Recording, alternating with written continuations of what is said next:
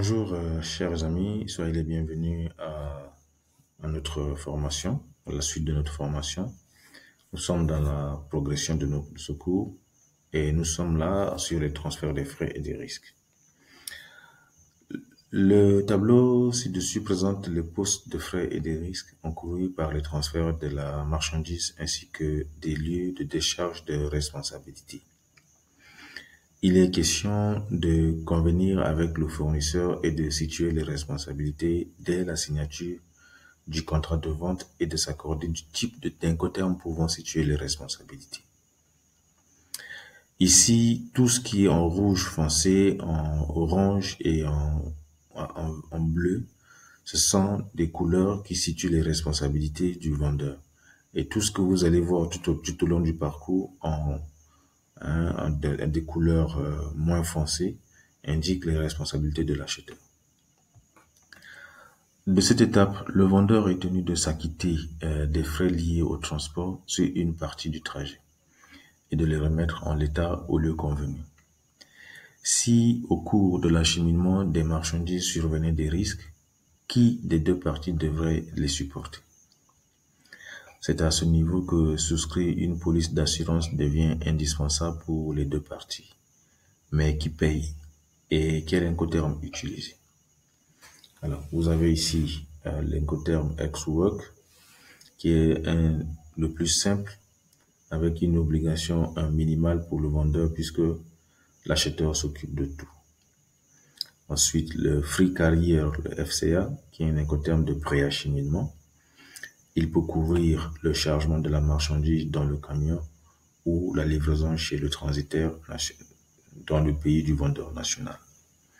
Le CPT, le carriage pay to, où le transport est payé par le vendeur jusqu'au lieu de destination convenu. En revanche, c'est l'acheteur qui couvre le risque. Une alternative existe au CPT où l'assurance du vendeur couvre l'acheteur pendant la livraison jusqu'au lieu de destination.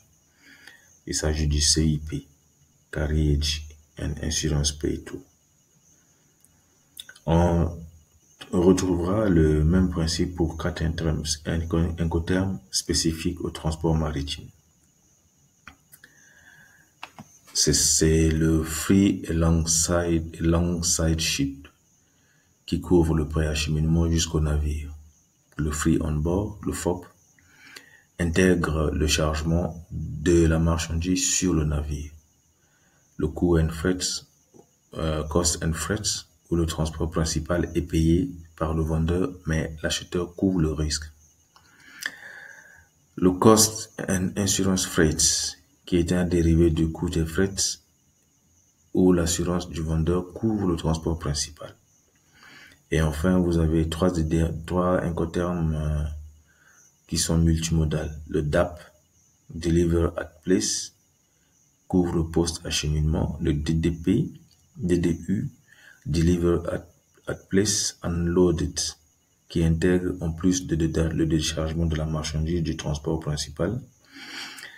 Il s'agit d'un nouvel Incoterm 2022 qui remplace l'Incoterm date de 2010. Et enfin, vous avez le DDP qui est le plus utilisé par les chargeurs. On dit que c'est l'Incoterm préféré des acheteurs. D'accord, des acheteurs. Alors, comme je vous disais, comment classer ces Incoterms? Si vous parvenez à classer les Incoterms, mieux vous classez les Incoterms, mieux vous pouvez les appréhender, les comprendre. Une première classification consiste par la lettre alphabétique. Donc, vous prenez les Incoterms de type E, les Incoterms de type F, ensuite les Incoterms du type C, et enfin les Incoterms de type D. Donc, vous les classez comme cela, vous pouvez mieux les appréhender et mieux les comprendre. La deuxième classification, c'est la classification par mode de transport. Multimodal. Déjà maritime, vous avez tous ces quatre Incoterms-là. Multimodal, vous avez les Incoterms de type D, c'est multimodal. D'accord? Et ces autres Incoterms de les maritimes, vous pouvez associer les incoterms de type F et les incoterms de type C. D'accord? Les incoterms de type F et les incoterms de type C. Le FCA d'emblée déjà est l'incoterme de préacheminement. Le FCA, lui, il est de préacheminement. Donc, si vous les classez comme ça, par mode de transport, vous pouvez aussi mieux les appréhender. La dernière classification consiste à classer ces incoterms-là par type de vente. Est-ce que votre vente-là est une vente au départ? Au départ d'où? Au départ du magasin du vendeur. Est-ce que votre vente est à l'arrivée? À l'arrivée où? À l'arrivée dans le locaux de l'acheteur. Alors, si vous les classez comme ça, vous allez voir maintenant le chemin.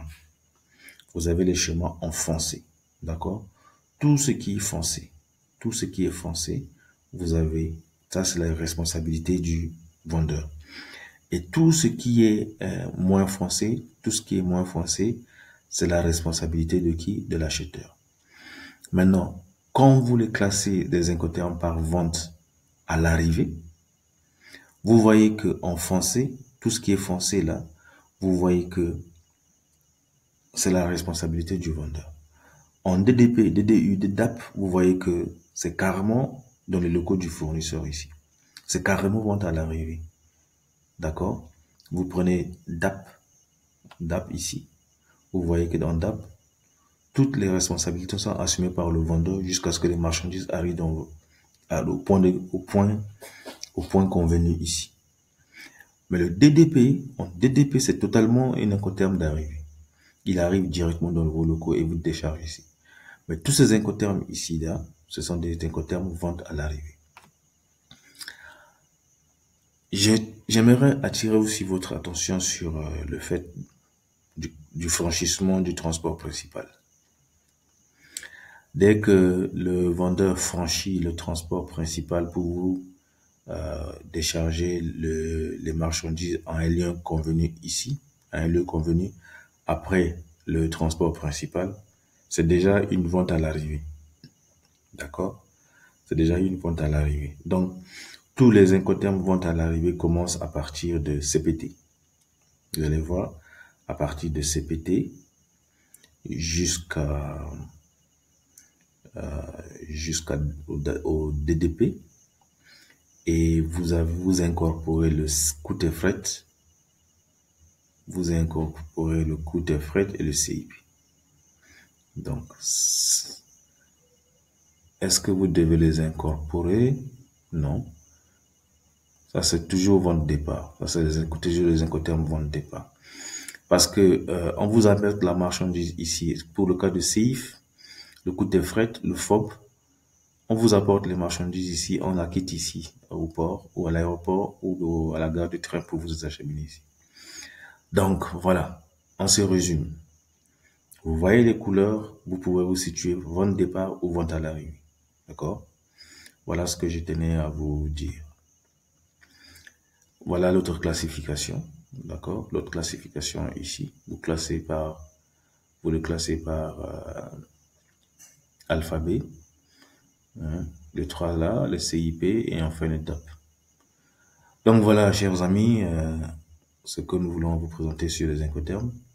Nous allons nous rencontrer en vidéo pour plus de précision, plus d'explications concernant.